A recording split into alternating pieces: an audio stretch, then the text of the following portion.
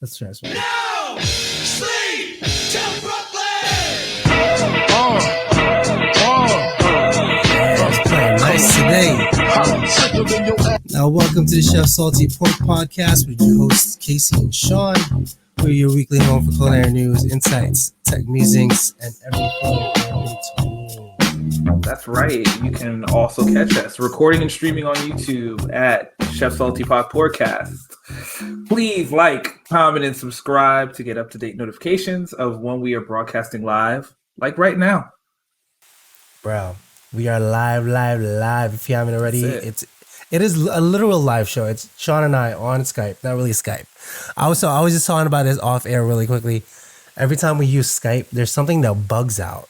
And it just makes it unhappy. So we're using, obviously this is different. This is what the hell are we're using StreamYard. StreamYard, man. As StreamYard has not by all of my embedded YouTube ads. Jesus.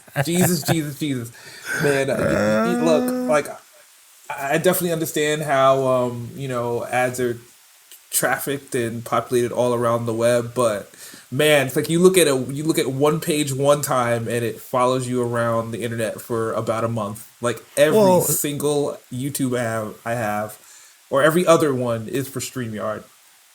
But I think it's more like, I think that's more for Facebook though. Facebook is something else. Facebook is a stalker to begin with. So whatever we say technically will land there at some point. So it's just like, fact, Sean, I actually took out Facebook from my phone. I no longer have it. Really?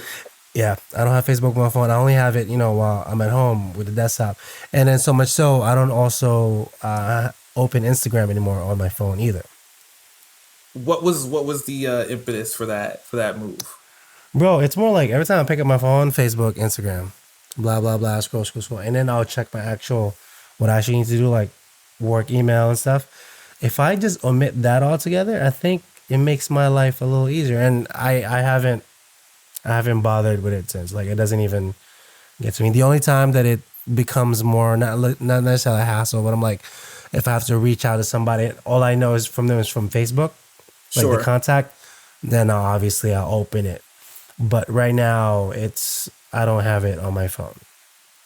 Yeah, I mean, I could definitely understand that. I mean, Facebook and Instagram don't necessarily have that kind of draw and impact on my day-to-day life, but Twitter definitely does. So I know, you're a Twitter dude. Yeah, I'm definitely a Twitter dude. So I can understand, kind of removing them from your situation and kind of, change your behavior. That makes sense. It's not too bad. Like I said, like I'm not necessarily, I don't want to say an addict, but I do spend like about 2 or 3 hours on socials daily on my phone.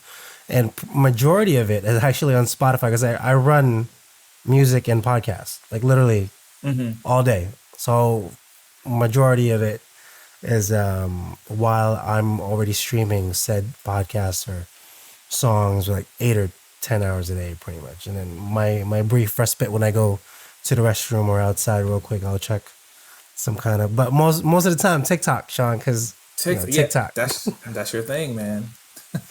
TikTok is my thing. Now I just want to address it like last week, so we didn't do one last week because we were so busy. I was ridiculous busy at the restaurant. I didn't get any time to, and I wanted to, but I was so tired. I was tired. I don't like saying that word, Sean. You know this, but I was pooped. I did not. I was not. Even this week, you can hear me.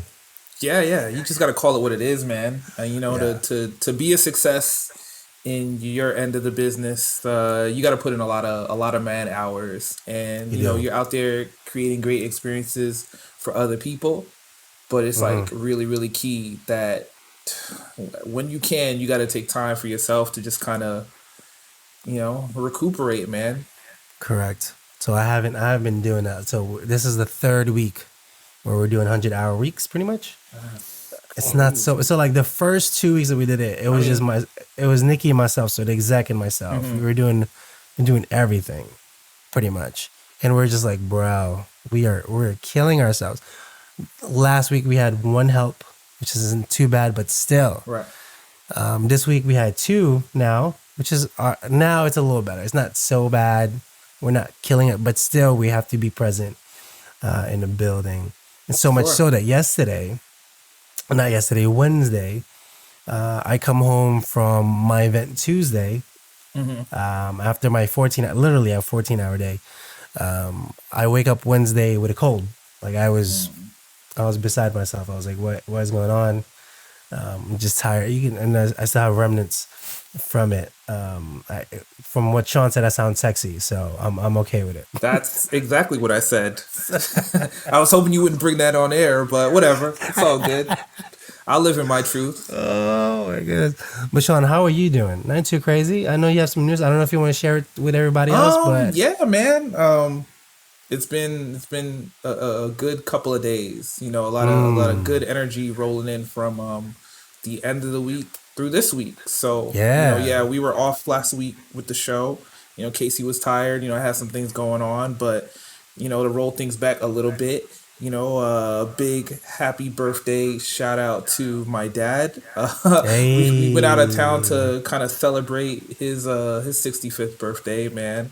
A lot, a Wow. lot of, a lot of, a lot of experience in that guy. A lot of love, and got to spend the time with, obviously my family, my wife and my daughter, my sister, my niece, my mom and my dad, and you're able to kind of celebrate each other, but also celebrate his 65th. Yeah. Continuing with that energy, um, I got a job. Yeah, Yeah, man. baby. Yeah. You know, um, I'm not gonna mention where it is just yet. They sent the paperwork over, so I know it's legit. But I'm just gonna kind of get in where I fit in before kind of bringing that or any of that to the show. Even I don't know if I can, but Got it. what I will say is, I think I found a pretty good fit for, where I was trying to take my career and, kind of leverage, what I was doing in the hospitality industry over the last almost decade, man. Like Yeah. time moves very, very quickly. So, you know, I'm very, very, very much looking forward to starting in about a week from today, and kind of switching gears and kicking into gear. With Yeah. this new place and this new opportunity, it's gonna be a lot to learn. Um, Seems like a pretty tight organization, so definitely gonna have to you know show and Yeah, prove. step it But up. I'm Yeah, yeah, man. but I'm looking forward to it, man. Yeah, yeah. Pausing that one. I mean, also with that good energy, my wife is starting a new job very soon as well. Yo, And good news it all was around. good news all around. I'm very, very happy for her. She's in the same industry, but moving to a company that she's been looking at for some time. So Hmm. again, some pretty big moves for us. Yeah, man. And along with that energy means that I won't be able to watch Brooke all day, so Yeah. she will be starting school soon. School soon. Yeah, Yes. yeah. It's just really, really crazy how like things Goes can by shift quick. and pivot very, very quickly. I mean, earlier this week, I'm taking her to get some of her immunization so that she's going to be sound for school. I made sure to get my vax shot because obviously, we were staying in place for the most part and limiting Yeah. our contact with people outside. But now I got a toddler who's going to be running and jumping and sweating and, and learning with other little kids. So the potential for there to be all sorts of contact is significantly higher. So Yeah. got my vax up. So we're ready for the world. So yeah, Nice. that's what's been going on here. Wow. I can only I had some good news, but well, I'll discuss on that on a different day for now. But Okay. let's just say there's some stewing going on. I'm going to leave it Hey, at man. that.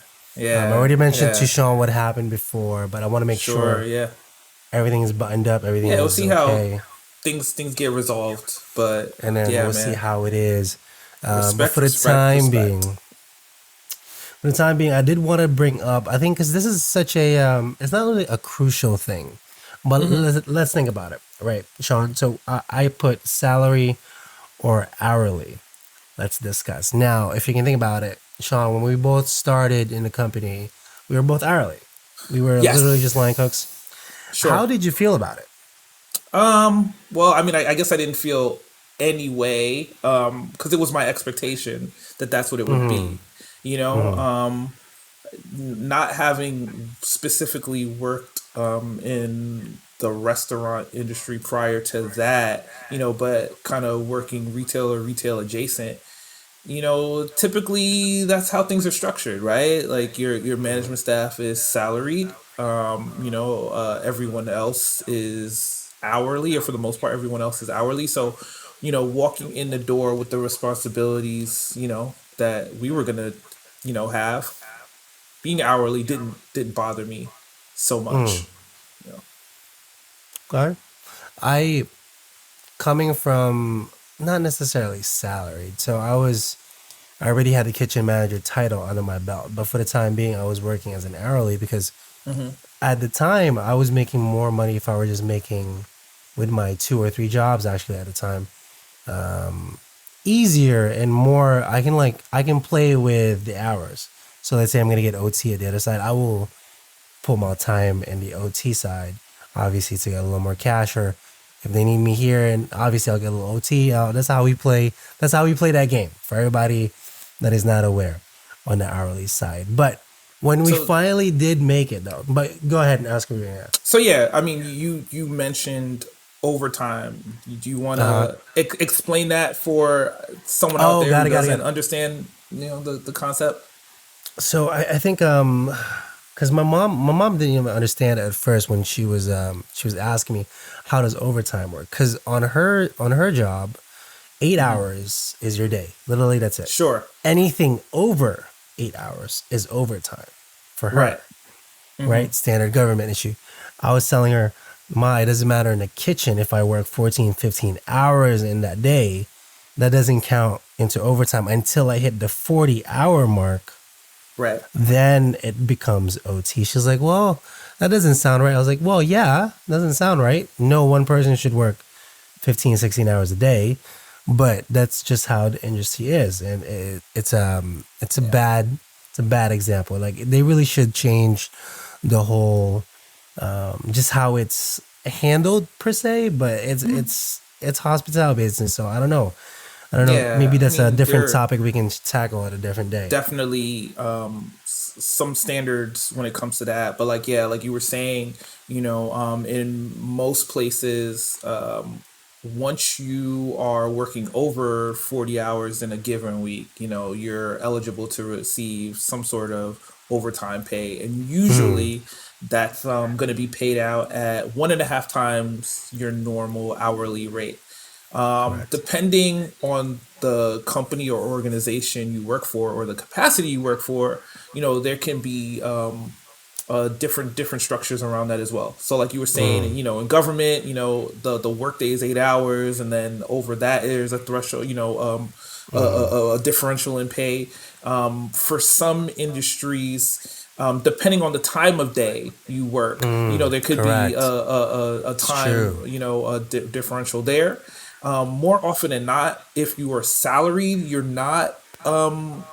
generally not eligible for overtime. However, some organizations still do offer it. It's not uncommon for some places, if you are salaried and working over, say, like 50 hours, for there to be Yeah. some sort of extra compensation. But usually that's going to be, specifically rolled out to you,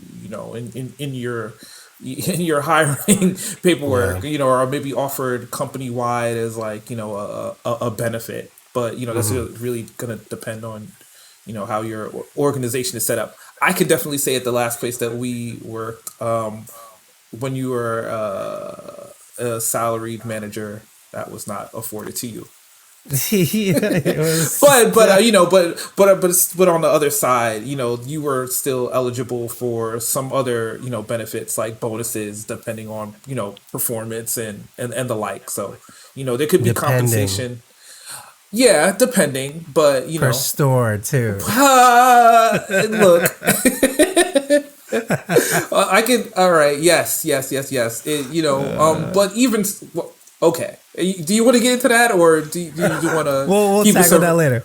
We'll Okay, I tackle was gonna that say later. we'll keep it surface level, but Because yeah, like yes, there's a lot. There were There's a lot that opportunities goes in it. for you know, people to maximize their effort if their particular location was performing above whatever the threshold was set for that particular location. I think the next question would be like, how do we get said, let's say, bonus? So, if we take a look at our P&Ls now, we'll get a little scientific, just a little technical. Let's say in a month or by quarter, it's a quarterly thing. By quarter, we need to hit, I don't know, $500,000 or something, right? Your expenses after and before 500,000 will typically generate you what your bottom line is, and see if you can bonus if you manage to keep your expenses below your budget.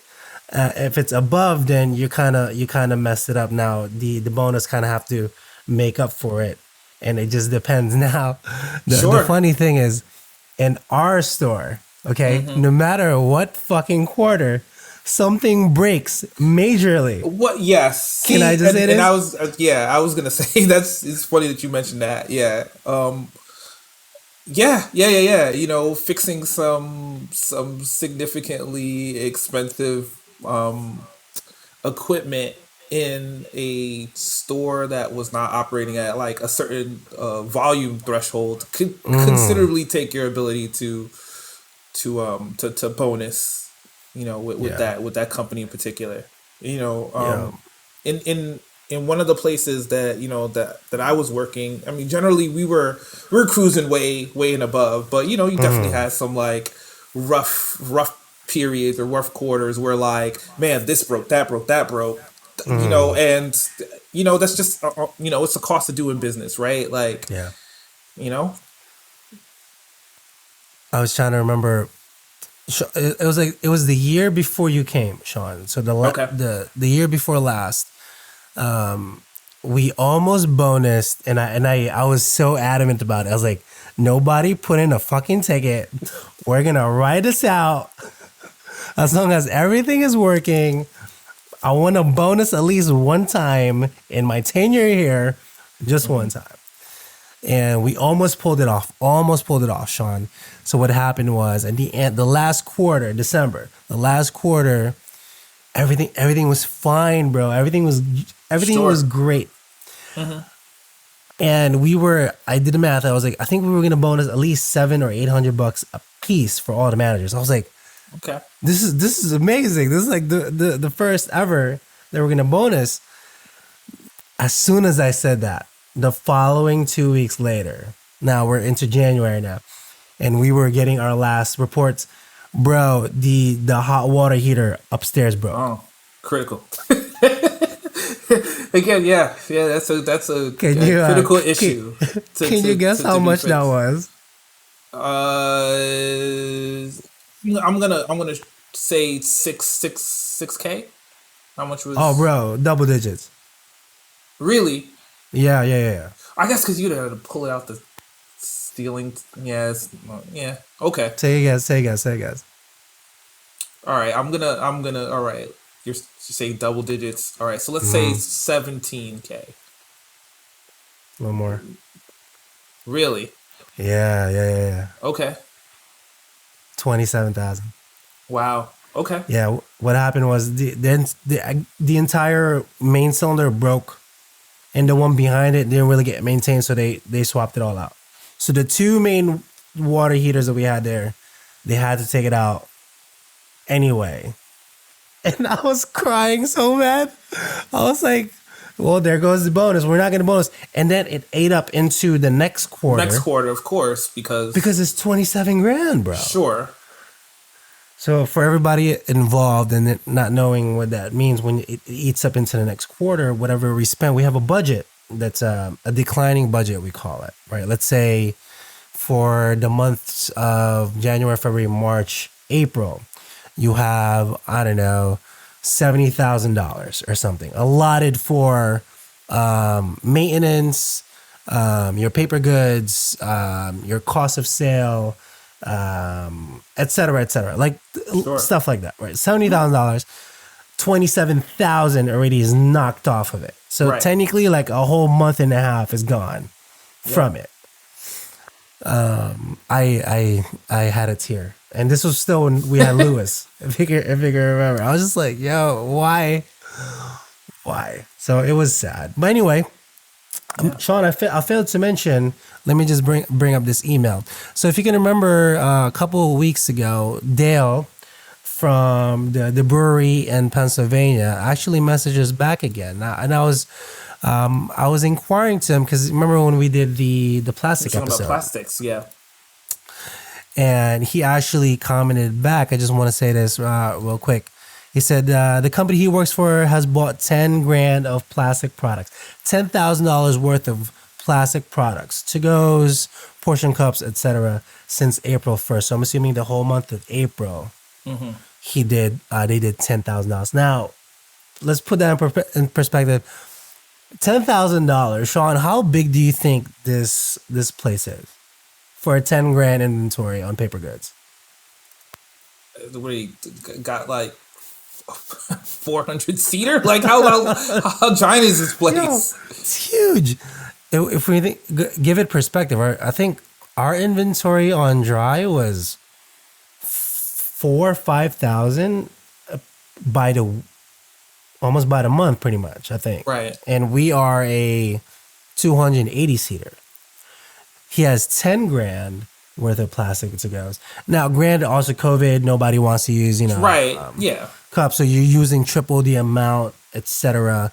And I emailed them back. It's like, hey, anyway, the average guests you serve daily or weekly, and I'll do the math. And he goes, we average 18,000 covers a month. I don't know if that's a typo. No, I'm pretty sure it isn't because they have 10 grand worth of paper goods. So 18,000 covers. I don't know. Divide that by the 30 days. Well, let's just roughly say over 300 customers a day. I'm pretty sure that math is wrong, but something ridiculous for them to do an insane amount of to-goes. That's nuts. That is nuts. Hopefully their P&L, like their bottom end is in like insane with that crazy paper good, but I'm interested. I'm pretty sure they won't share that information, but it's just like, it's piquing my interest. See, like I said, if you guys have any emails, let us know. We read them, okay? We would love to kind of hear what you guys are experiencing. But again, let's go back to salary versus hourly. So I was saying it ate up into the next quarter's sales, and that was unfortunate altogether. But Sean, what do you think the main difference is between salary and hourly? I mean, there's Besides management. I was gonna say there's some significant like pros and cons, right? So like the pros of salary. From a business perspective, you can almost say with a flat line, no overtime, right? It's easier for the business to kind of plan and project their labor costs. You could structure out like flexible work hours. You can simplify your payroll because there's going to be fewer pay fluctuations, and you could even go depending on your organization without like tracking hours. Yeah. The cons of a salary for a business is like, well, you might have some employees that work less than 40 hours some week. Team members could kind of come in late or leave early, and performance can be difficult to track without having regular reviews with your staff. For hourly, so here's some of the cons, or rather the pros. you can have like part-time or full-time employees. It's more flexibility in like setting work hours, for your staff. Mm-hmm. Having part-time employees can offset the cost in offering benefits to your staff as well. Yeah. Let's see some of the cons. Obviously, paying overtime for employees working over 40 hours or over 8 hours, depending on your org. You got to track all Mm-hmm. the hours. It requires that you have like you invest in like time and attendance systems, and it can make like payroll really really complicated because you can have all these fluctuations in the amount of time that like people are working Mm-hmm. for sure. Well, like, so let's talk in terms of kitchen, and I'm more in tune when I was asking more for like Hmm. salary or hourly. How much? No, hold on. Let me rephrase that. How do you feel more free to cook if you are hourly, meaning to experiment to do your whole thing, than if you were salary because you're technically following somebody else's stuff? Hmm.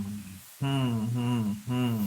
And would I you? almost I almost want to say like I don't understand like I I I don't know if being hourly or salary would really change that, but more so the environment that you're working in.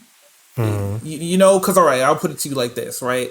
So if you are hourly or part time at like or salaried at McDonald's, it's not going to Mhm. make you more or less experiment with what you have on hand, right? Like the That's the true. the, the job is just going to dictate that like when you're here, you're going to be able to do or you should be functioning in ABC way or XYZ way, right? Mhm. Like I think that you could exist with that flexibility in a different restaurant or a different organization, just depending on what the product is and what the expectation is from the customer.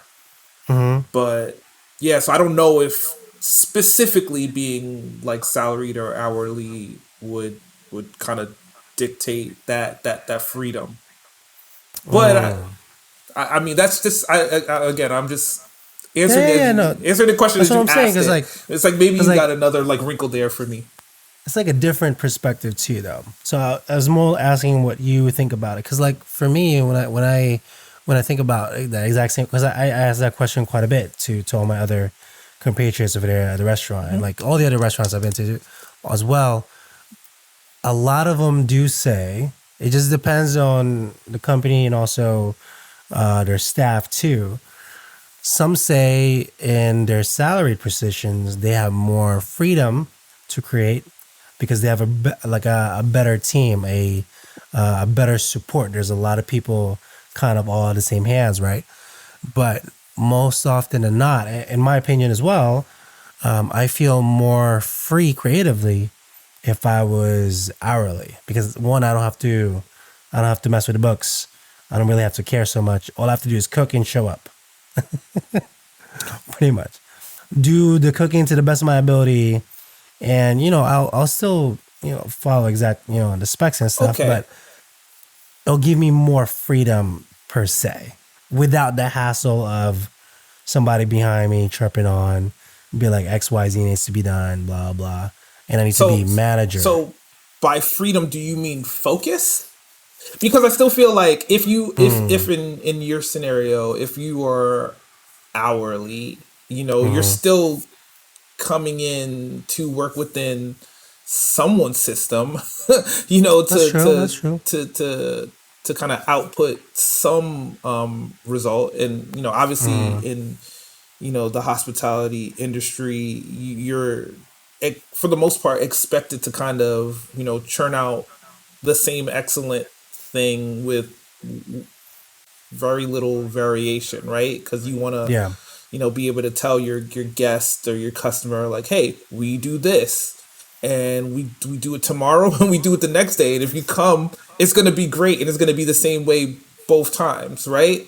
Unless you're specifically saying it's not, right? Like, and It's true. even It's then, true. the expectation is that though it's going to be different, it's still going to be great in the same way. Like the preparation, the ingredients are going to be great, or the value proposition is going to be whatever it is, right? Like, you can go to McDonald's and that $5 burger is still going to be It's $5, not gonna be $5. right? Like, like that's what, they might be trading on that, as opposed to, I guess Got going it. to, a kitchen where the chef operates with a flexibility with the menu, and the guest just knows, like, hey, I'm coming to eat what I'm coming for Chef Casey, as opposed to I am coming specifically for this great steak and potatoes, if that's what's being presented on the Got menu. it.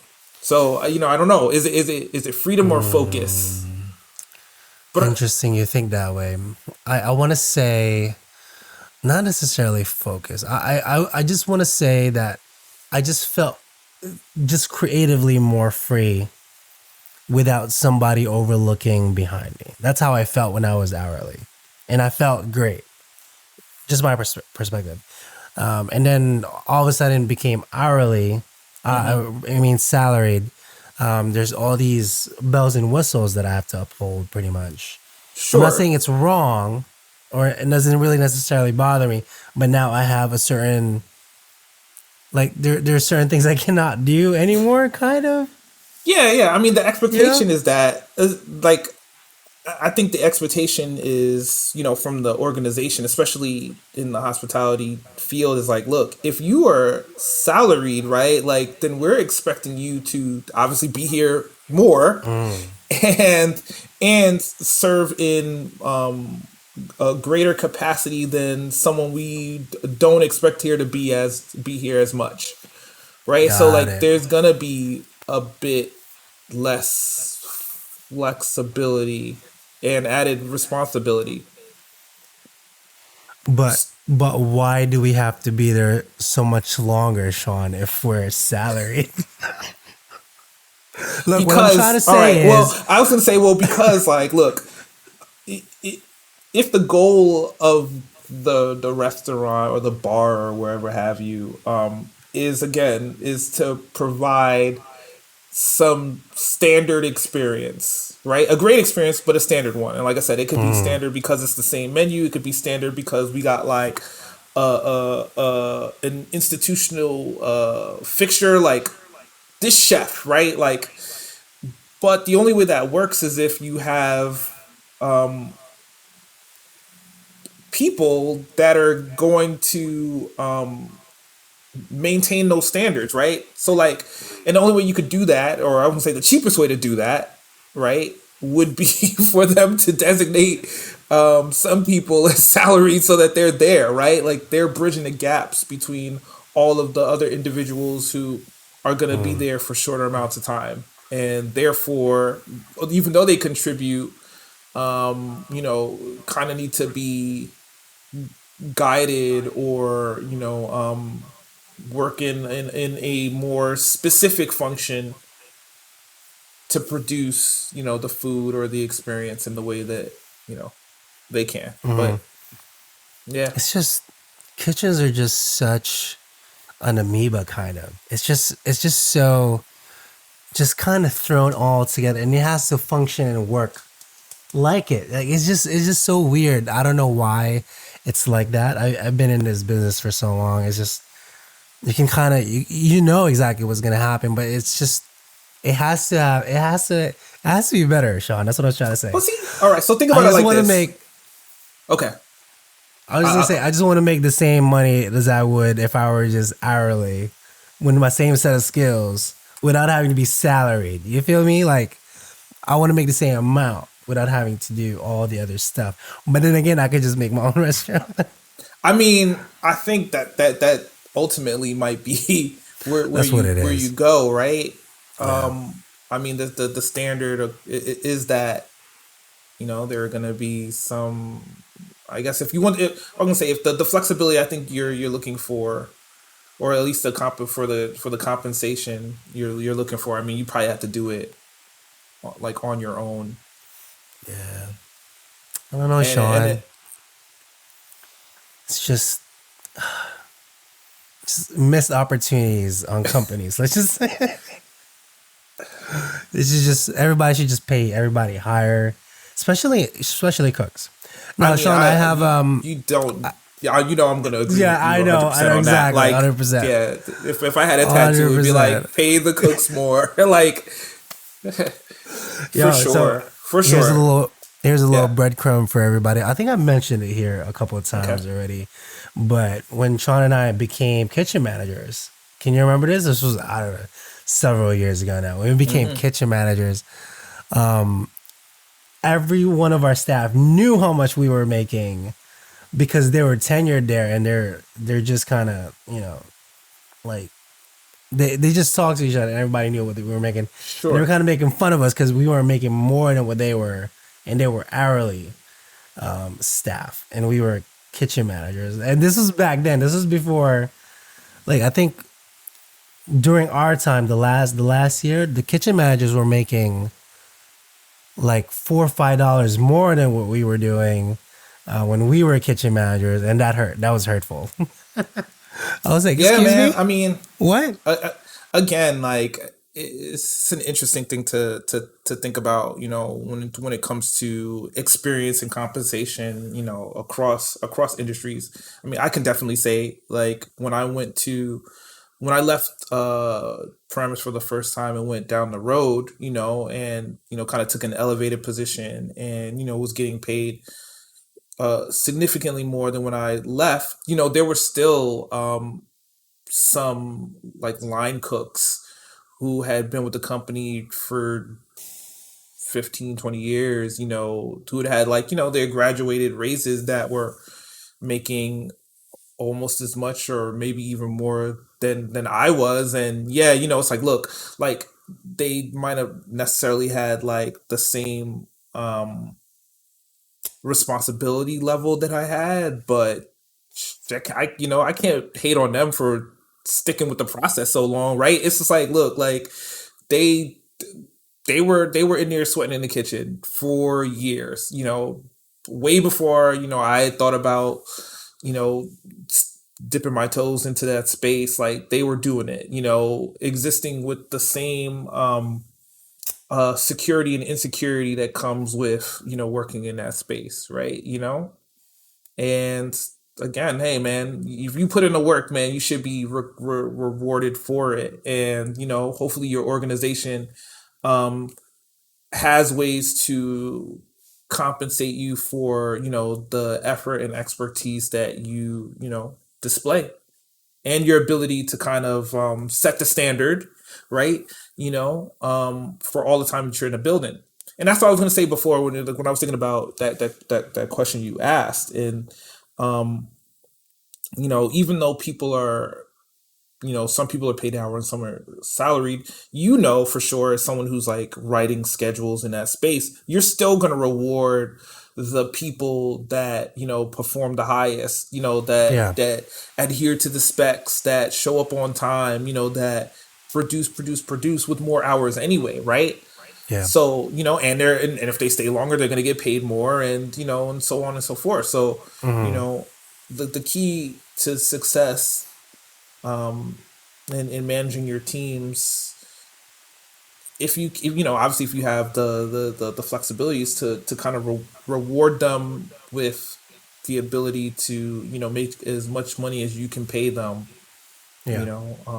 and keep them in the building, man. I think it's being happy and content. But then the second question I do want to Hmm. then say is, let's say hypothetically Sure. that you were unhappy with the company, Okay. right?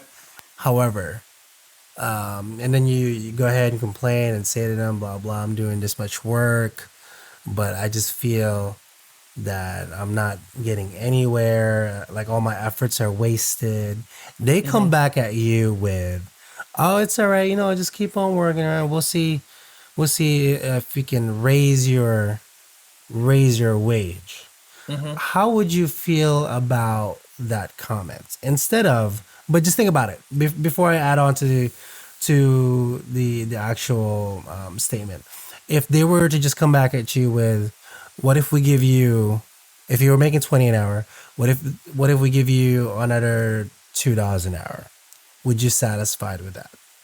With the extra work, and you feel like you're you're not really getting anywhere. Um, that's a tough question Mm. specifically to answer because I mean, there's a whole bunch of other factors that come into play with that too, right? It's like, Mm-hmm. well, like, am I out here about to test the market? Like, am I truly unhappy? Like, you Mm-hmm. know, do I believe that 10% raise kind of gets me to where someone of my effort and experience should be? you know Maybe again, I don't know how much you this individual might know about the organization. It's like, is there a cap on how much someone can make, right? Like, Mm-hmm. there's all these factors that kind of come into play. And I think what you should be thinking about then is, like, what do you need, like, how much do you need to be compensated to satisfy, the things that you have going on in your life? I mean, like, Mm-hmm. ultimately, like, if you like the place you work but they're not paying you enough, well, that's a problem. Yeah. And on the flip side, if they're paying you way more than you need and you don't like it, I mean, that's an issue too. But Mm-hmm. I think for your example, personally, I mean, I would be looking, saying, okay, sure, this is a 10% raise, but, like, does it solve the actual issues that, like, I was having? Like, is this Mm-hmm. person just asking for more money, or are they asking for, like, career development? Are they asking for more Mm-hmm. opportunity to make themselves valuable in the building or out? Like, I think Yeah. the manager should have the bandwidth to kind of ask and entertain, and try to see where there are gaps. I think for the most part, no one's going to be like, no, don't give me more money. Like, ah, man, I don't want it. Like, please don't. Mm-hmm. But I think more often than not, people, they want to feel like their work and effort is justified and valued. And I think that the manager needs to have a conversation with that, with that person, and kind of see where the gaps are, and at least see if they can, if they can meet somewhere in the middle, or if not, again, maybe that organization, maybe that restaurant is capped out, and they're just like, yo, really, like, we can't afford to pay you more. Like, We it could, can't go more. we can't go, Yeah. like, we can't go higher. We can't go higher. Like, Mm-hmm. business hasn't been so great. Like, Mm-hmm. who knows? Like, maybe you can bridge a gap in terms of some sort of compensation somewhere else. But maybe they can't do it, or maybe they can, and maybe they don't know that, like, you want to be more valuable to their organization. So maybe they say, hey, okay, look, you're looking for some more. We could maybe find some more, Yeah. but like, how can you provide more? Yeah. Where are you gonna be flexible in, offering more yourself? It could be, hey, you're gonna open up your schedule to be here more. Like, are you gonna take on more in Mm. the time that you're here? Like, are you looking to develop other people to bring them up to where you are? Because that's Mm. valuable too. But I think, like, the manager needs to have, well, obviously the employee needs to be an advocate for themselves Mm. always, but the manager needs to have that conversation, and at least figure out where they go from there. So you Yeah. don't, just let someone of, talent and, tenure just walk out the door, Yeah. and now you might be paying someone less, but they can do less, and you got to spend more of your time kind of training them up to get to where you need them to be. Mm.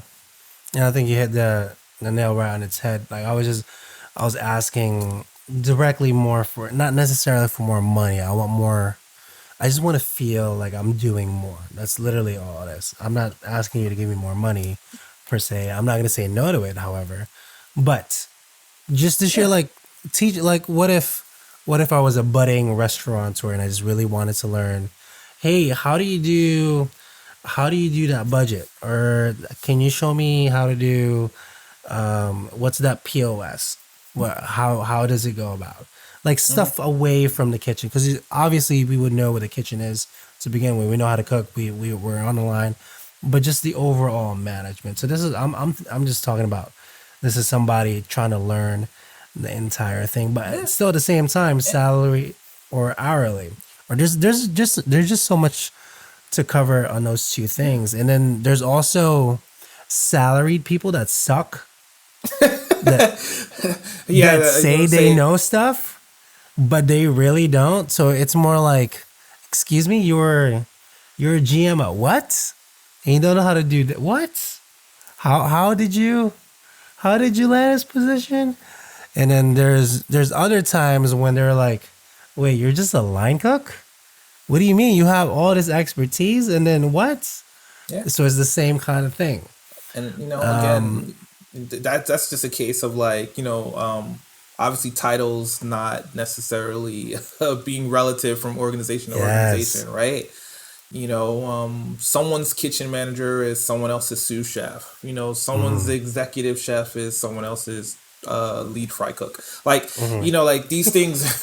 I mean, it's the truth, right? This is It true. is. This is That the is the truth. truth. But That is I the think truth.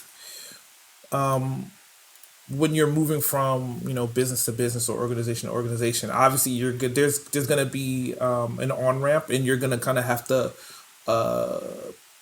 prove you're capable of the tasks that are asked of you, and figure out Yeah. how to increase your value going forward from there. You know, because even when you were talking about like that hypothetical cook who wants to kind of know more about Uh, how the business works outside of their function. I mean, that information is valuable.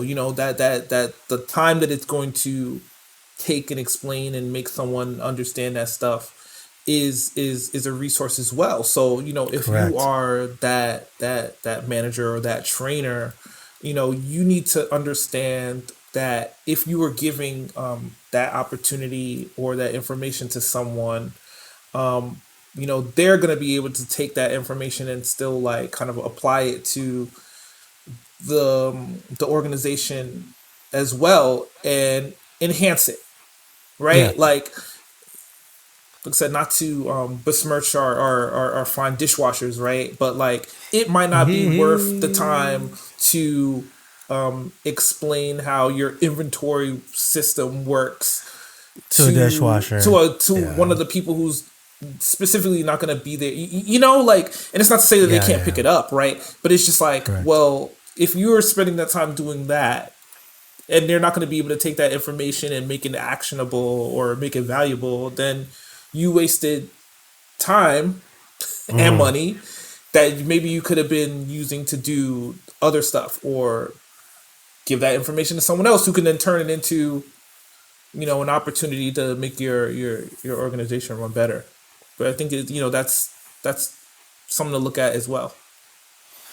Now, I was trying to find some numbers. I wanted to get some brass tacks here, Sean. Mm-hmm. Not it's hard to find what like actual kitchen people like averagely make. So the only information that kind of what comes up is like from the Bureau of Labor Statistics, Okay. the BLS. So the median wage for workers technically, and on the fourth quarter of 2020, this was from last year, was around $1,000 a week, or roughly $51,000 a year for Okay. average for everybody. Now in the kitchen, however, if you think about it, for somebody to make 50 grand a year,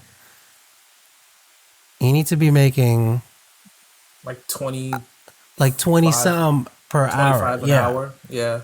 Give or take. And that's assuming that they're working like, To 40, your job. 40, yeah, 40 hours a week ish. So that's like a finicky thing already. Like if we're thinking about all our cooks, even our tenured cooks, and in my building, we didn't have anybody past 18. That was like the max that we can give out. That was the cap that we weren't Right. allowed See, to and go. again, in your building, right? In my building. In my right? building, In my correct. building, maybe there's a bit more flexibility with some of the more tenured folks. But obviously, it's like, look, by scale and volume, we're making significantly more, right? They're going to be asked to do more in the same amount of time, right? So it's more valuable, right? Like Correct. it just is, and again, it's not to It say really just is. anything about the capacity and effort of anyone in either building. Obviously, you haven't worked with people in both, but it's just apples are apples, right? Like it's That's just worth correct. more down the road, right? So you can pay them a little bit more down the road, but they got to do more. I want to pull up some other things here, Sean. This is from ZipRecruiter actually. So we're looking at Hey, our. ZipRecruiter. So this is like their average kind of, I guess per state is what I found out as. What is the average salary by state? And this is from, I'm assuming from all of their Yeah, that's across the board. got 'Cause, hired I'm looking at lists like, from ZipRecruiter and stuff. Massachusetts literally up there yeah, man. at the number one spot. Like that's ridiculous. That's 74 grand salary. Hawaii right underneath it. And Hawaii actually is it's like the most expensive place to live. Like Sure. for the same house that we can get here in Hawaii, it's like almost $1 million. It's ridiculous. But I obviously we're in a tri-state, so New York ranking just about average, 67 grand per household, and New Jersey. Did I pass it? New Jersey. Where you at? There we go. New Jersey, roughly 58,000. So just about the same, but if we think about in cooks terms, like I mentioned, most cooks will have two jobs. That's just like a regular thing. Sure. But what you want to get? But that's for a Got it. variety of reasons, right? Yeah, Like it's like, variety of look, reasons, correct. most of the places they're going to work are not going to give them full-time hours, right? And they're not going to give them full-time hours at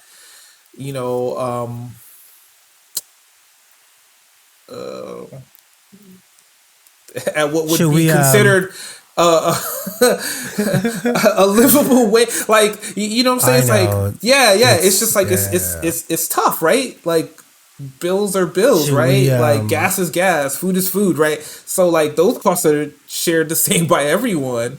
But if you're not making enough in your 40 hours to your full-time time to do it, you're going to be working in multiple places trying to maximize your wake time to kind of get as close to that median number that you had on that chart as possible.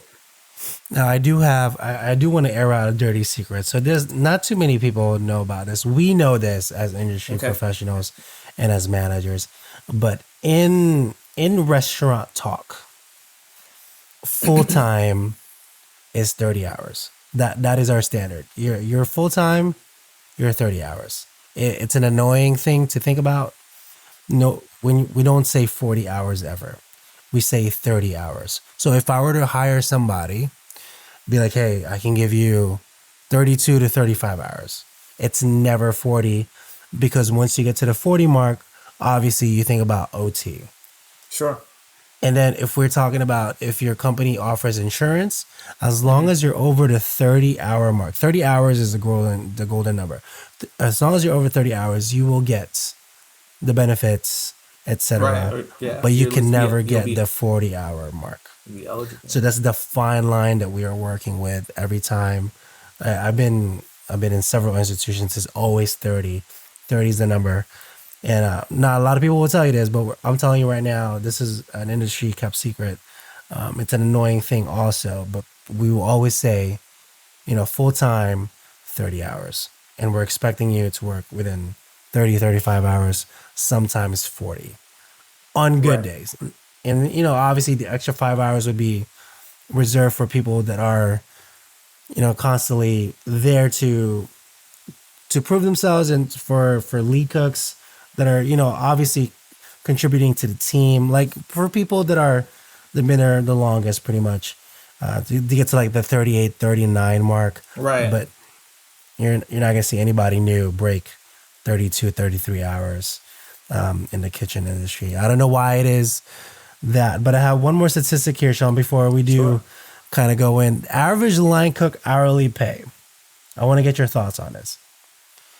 So if you can see on our screen right now, it says $12.53 an hour. This is just brought in, I'm assuming, from all over. But here's where it kind of, I don't know if this is correct, and I don't know if you agree on this either. So if you go down a little bit, they have a little chart here for 1 year experience. This is actually pretty accurate. If you just get out of school or stuff like that, you are expecting a prep cook, a fry cook ish garmanger. You're like $10 to $11. That's about the same. But 1 to 4 years, you're at $12. I don't know if that's correct. I don't know about the number. But here's a staggering thing right here, Sean. You see this? Right. At 20 years experience. So you're telling me for somebody with my experience as a line cook, averagely, I should only be making $13.76. Remember, again, this is an average, right? And Get out of my face, Sean. What? You got to consider a lot of different factors there, right? Clearly we live in the Northeast, where the standard of living and the cost of living is significantly higher. So yeah, if you're someone who's walking into a place with 20 years of experience, you should expect to get paid significantly more than that. Yeah. But again, what that's accounting for is the folks way on the other side of the spectrum that are getting paid significantly less than that. Because even if you're looking at that chart that you brought up, when it was talking about like the median pay, right? It was like, can you bring it up, like, and kind of scroll back, because I don't want to misrepresent myself. I feel like it says something like the median pay was like $12.60, right? And then like the lowest 10% of there you go, perfect. So like the lowest 10% are making roughly around $9.54, and then the highest 90%, in 90th percentile, that's closer to like 16.10. So just think about that right there, right? Like there's a 70% difference, right? Just from like the lowest 10% to the highest 10 percentile as well, man. So yeah, man, there's a lot of factors that are going to come into play when it comes to that. The institution, the cost of living wherever that institution happens to be at, the sex of the person, unfortunately, right? I know, it's the most annoying thing, you can't not talk about that, and the inequities when it comes to that in terms of paid discrepancy, opportunity as well. So and also like race discrimination and all that stuff like plays unfortunately, when it comes to a lot of places making these sort of decisions about whom and what, and and where they're sourcing their talent, and how valuable they believe it is to their organization. But ultimately, man, like I'm looking to see that median number way the hell up. Take a few bumps up, man. I mean, take some significantly bumps. Take a few, bro. It should start at 20. I'm telling you right now. It should start at 20, and we just keep it there for like as the regular norm. Take some time, again. Haven't been in those spaces, people are working hard and should be paid fairly for their efforts as well. So I'm all for getting people paid more if they're out there producing. As I said, we have a comment here from our boy Phil.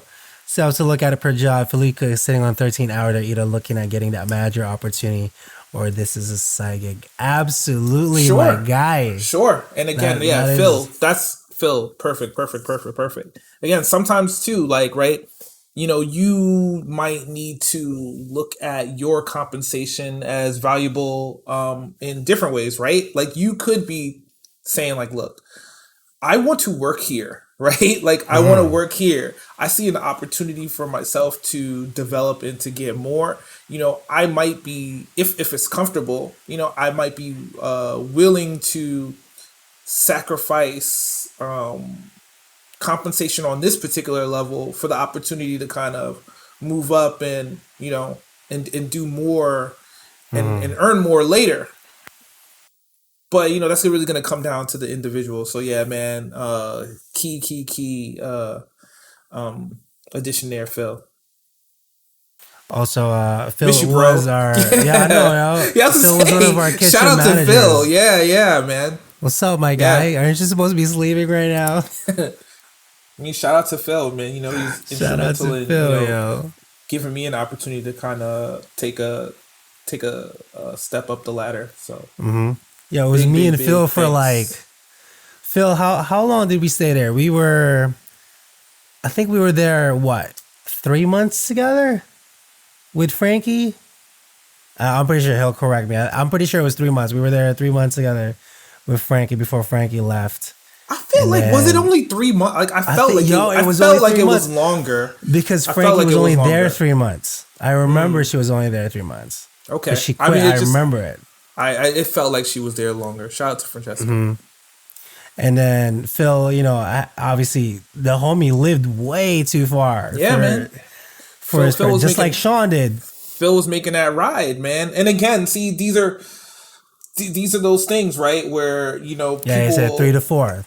3 to 4 months. Okay, yeah. People ask you, and they ask me all the time, like, dude, like you're making the trip into Jersey, like you live in New York, you pass 1,000 restaurants, and at any point you got the skills, you could just drop off your resume here or there.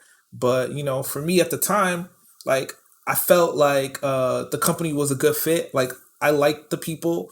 I was cutting my teeth and learning there, and had built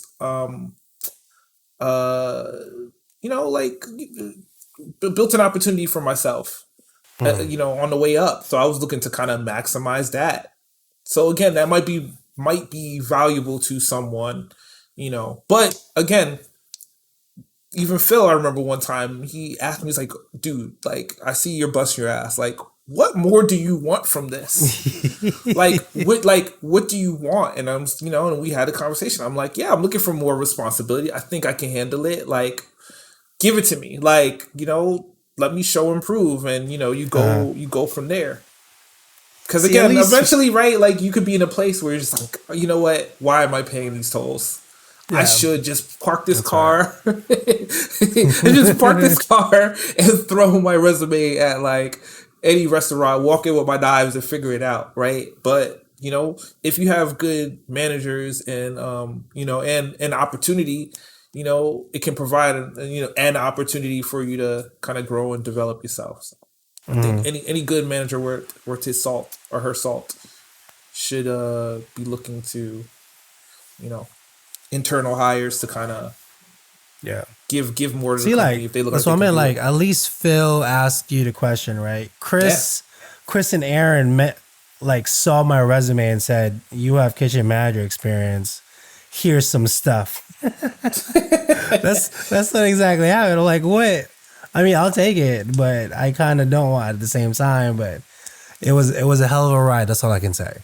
Yeah. So me and Phil rocked it out for quite a bit there before everything. Shout out to the big homie Phil. Yo, some good looks. Hopefully you're doing well, Phil. Like I said, man, if anything, definitely. Hopefully everything is going well for you.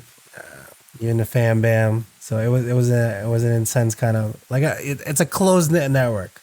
If you've ever worked in the kitchen, the people you worked with, it feels like military because you're there in the trenches every day. You feel like you're going to war pretty much every day, and you're there spending like 12, 13 hours with these people on a daily basis. Pretty much, these people more than your family, and they become your pretty much your second family too. So it's a lot. There's a lot of emotions. There's a lot of things that people get to know each other from. It's just like it's a slew of things. But so I want to know what everyone's thoughts are, salary or hourly. Hopefully, our conversation managed to find you where you sit, either in the middle, in between, or one or the other. But for me, specifically though, I just want a tiny space like White Manna here in New Jersey. You want to explain? You want to explain White Manna to people? Yo, I want to pull it up right now. Hold on, give me 1 second. So White Manna here specifically in Hackensack, New Jersey. Give me a sec while I tap it up. So White Manna, check this out. You cannot mess this up. This hamburger joint place has been open since forever. 1939, my God, bro. It's been in that same spot. This is all it is. Okay? The lights still work. This is exactly how it looks like. Inside there is a 7-foot griddle. Literally a 7-foot griddle. There's glass on the sides in front of it. When you enter in, you shout at the grill guy in front of you. It's like, yo, my guy, I need 4 double burgers with cheese or with onions. That's it. That's literally all the options you can get. And then you pay to the right. So if you're looking at the screen right here, the cashier's right here. Okay. I think at the time it's like $1.20 for a double. I forget. Or it's like maybe $3 or something like that.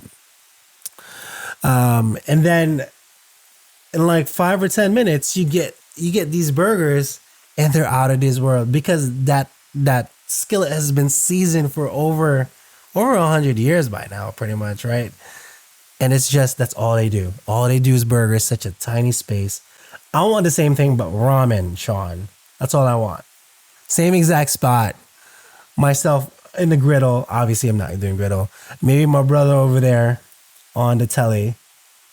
And then that's it. I can manage this entire store within my arm span, and it will be fantastic. That's all I want. So this is White Manna, New Jersey. I want it. This is an institution. If you haven't already, or if you're from out of state, bro, this is one of the top diners ever to live. Still working. That you should visit. Lots of shows have covered this space. I have 2 T-shirts from them. I have the limited edition one. I'm a fan. Okay, I'm a fan. It's in the same token as if you were to get like a cheesesteak in Pennsylvania, pretty much. Like you get that little brown bag. It smells like White Manna. Like that's how the thing is.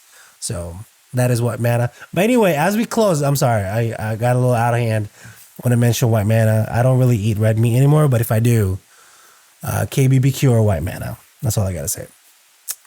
As we do close though, salary or hourly, let me know. Email us, or you can tweet Sean. I'm pretty sure he will tweet you right back because he is addicted to Twitter, y'all. Oh, man. He really is. I'm calling him out. He knows it. I'm addicted to TikTok. So if you hit me on TikTok, I will reply to you within a second. I know it. I see my notifications are on for TikTok. But I was saying if I were a salary or hourly or in between, I think I want the 4th option, and that's for myself. I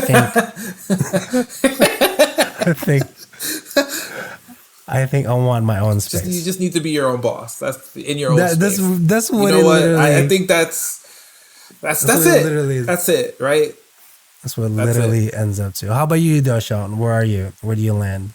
Look, man, I'm a rock this salary thing for some time, and I guess provided the opportunity to kind of do my own thing, in time I'd like to do that as well, but there's a certain stability that comes with a salaried position.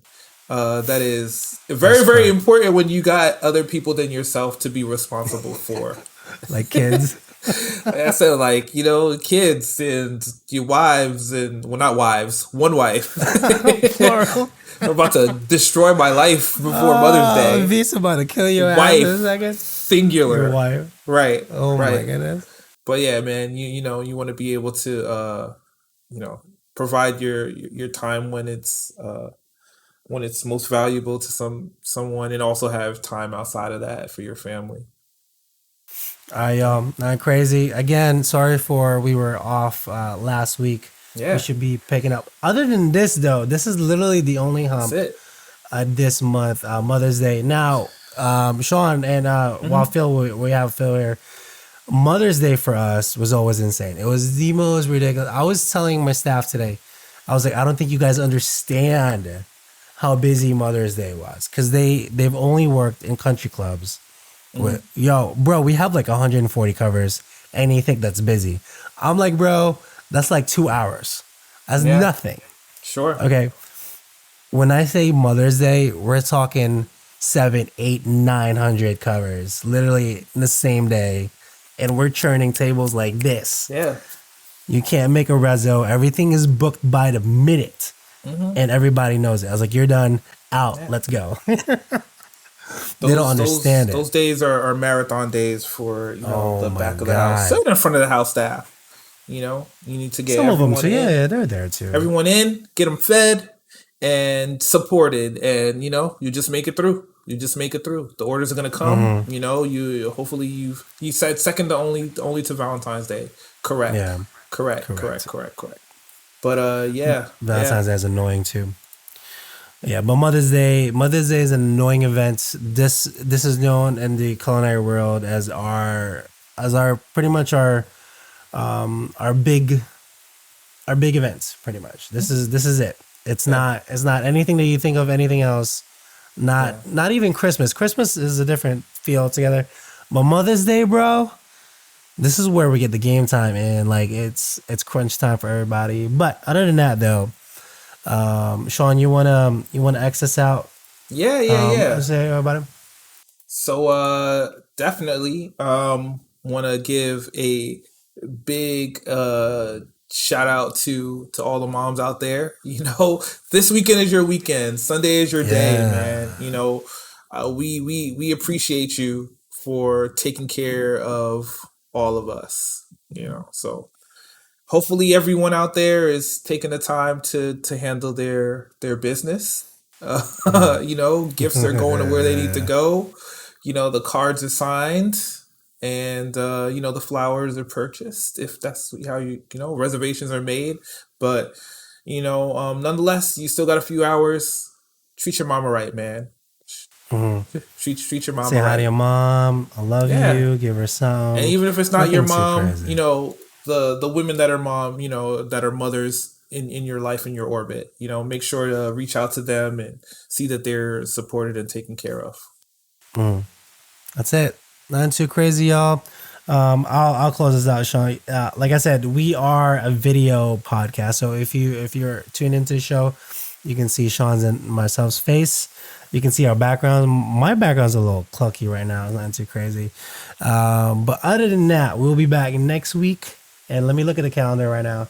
The only other event that's kind of big in May is Memorial Day weekend, which is at the end of it. But nothing too crazy. Nothing on Memorial Day, really. It depends per restaurant, I guess. But at least for our club, we're fully open Memorial Day. But I don't think we did anything for Memorial Day in our former restaurant that I can think of. Yeah, no, we didn't do anything for Memorial Day. No. Like, I think we just got ready for Father's Day coming up. Yeah. That's pretty much it. Like, make sure you got more steaks in the building. Yeah, that's literally it. It's just steaks. Order some more steaks. All right, people, don't go crazy. Watch your. One final piece of information. May 19th. Yeah. I don't know about New York City. May 19th. Everything in New Jersey opens. They made a mandate, so it was all over the news. May 19th, everything opens as if coronavirus isn't here. So do with that as you will. I will still have my mask on. I'm fully vaccinated now, so I'm fine. But please, still, trying to touch people, wash your hands, don't spit in each other's face, and respect boundaries, please. Okay. Other All than that, right. Peace out. Happy Mother's Day, y'all.